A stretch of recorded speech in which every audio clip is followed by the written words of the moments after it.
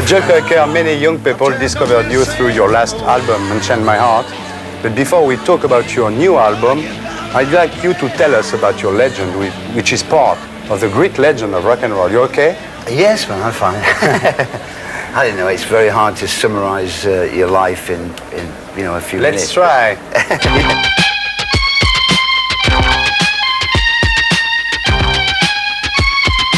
It all began in Sheffield, where you were a plumber. Right, gas fitter. You worked for the gas company. Right, that's it. And how did you get in touch with rock and roll? Well, at that time, there was in Sheffield, there was quite a big pub scene. You know, we used to play the pubs regularly, just for enough money to have a few drinks and just have fun. But I mean, it was like an ambition. I just wanted to make records. And then in '63, I put a record out. I had like a one-deal record contract with Decca of a Beatles cover called I'll Cry Instead. Yeah, nobody knows that because everybody thinks that your first disc record was with a little help from my friends. And it was I'll Cry Instead. Right, so it was 5 years later. I mean, I finally got a deal. Yeah. But at that time, it was, I had the one record that didn't do well, and then like my father said, go back to doing a job. And the record in Majorine with Jimmy Page and Next Yardbirds. No, it was successful, this one? It just sort of scraped in the top 50 in England, but it was something. We knew we got a start. Yeah. And then we recorded With a Little Help. Yeah, and because you made a festival at Sunbury Festival. Very true. And you sang With a Little Help from my friends, and it was very successful, and you recorded it, and it rocketed up to the top of the charts, no? That's right, it was a #1 in England anyway. Did very well. Yeah, it was a cover. You did many covers in your life, no? Right, that's true. You are not a songwriter, you think? I've tried, and I still keep trying, Yeah. I got one new one on the album, but it's, I don't know, I've always been able to sort of rearrange other people's stuff. Yeah. And you prefer that? I don't necessarily prefer, but I mean, I've had more success doing that. In 1969, you made another very, very famous concert. It was Woodstock, no? Yes, that seems to stick in a lot of people's minds. Yeah. What is your best memory of Woodstock? Just the, flying over it in a helicopter and looking down at sort of the biggest crowd I've ever seen and since. Yeah. Then you met Leon RUSSEL and you decided to make Mad Dog and Englishman. Yeah, really. I mean, it was just, as I said, I had the band, the Grease Band, and I felt like musically we'd done all we could with it. Yeah. But then that was pretty exhausting. Mad Dog and Englishman was something very famous and very strange. It was 40 people together for 40 days. I'm going to say, I don't think anything like it's ever been done. Yeah. We had dogs on the stage and children. Yeah. Taking a lot of drugs too, no? Not the children, but... Not the children, not the dogs, no. but... But I mean, I think, they were heavy sort of times. Heavy? Mm-hmm. People say that time that Leon RUSSEL manipulated you. Do you think it's true? I know, I've often, people did say that about Leon. And I think there was a bit of ego, sort of going on there. But, I just took it as part of the game, You met him again after? He still tours every now and then in the States, but not on a big scale, and I've not seen him for about 10 years maybe now. In 1972, you went back to Sheffield because maybe you took too much drug. You wanted to see your country, your mother again, and you worked again with Chris Stanton then, yeah?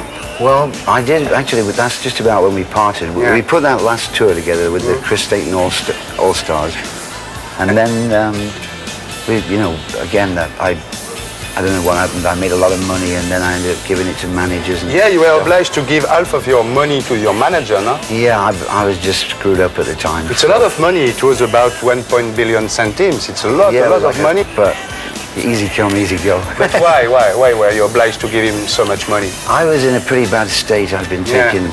You wanted to make the problem solved and then to be just free to take drugs. Yes, I never really thought about the consequences.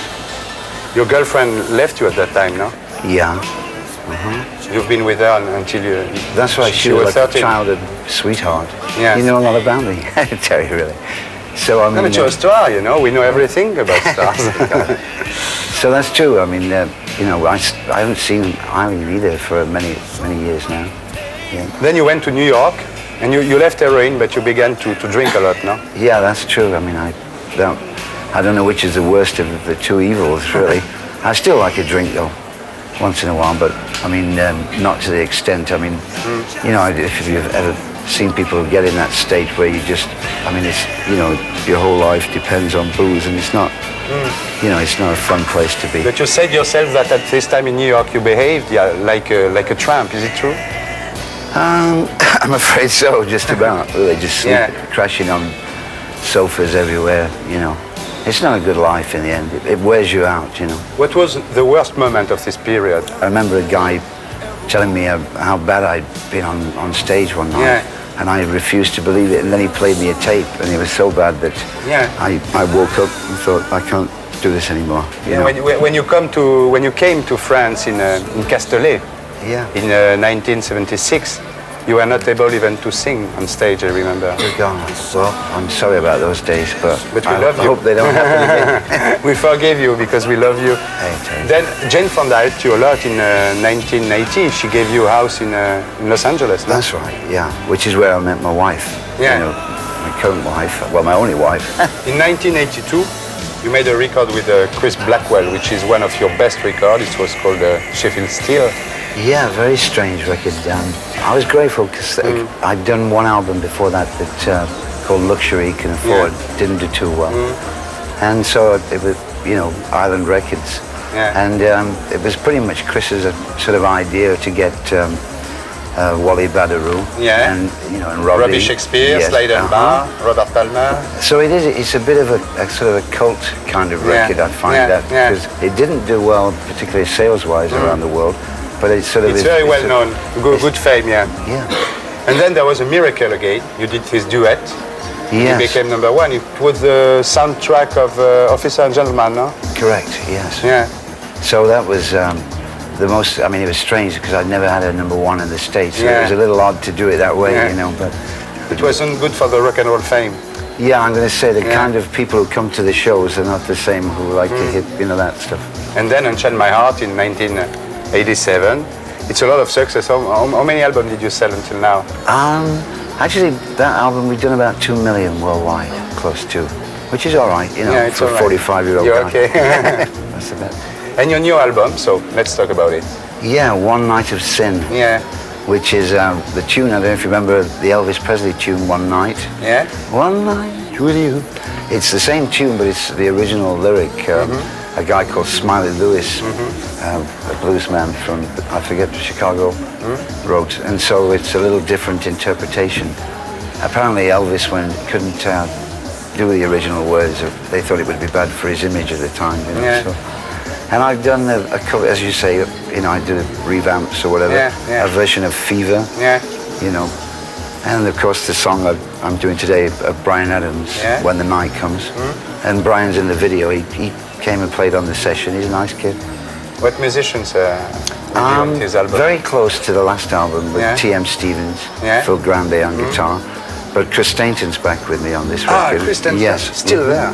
Well, back again, because he was working with Eric Clapton. And then he was doing some musical thing. So it's, you know, I hope you like it anyway. We like it. We've got the tapes already. Okay. Et pour être sûr de ne rien rater de Arditube, abonnez-vous et mettez un pouce bleu.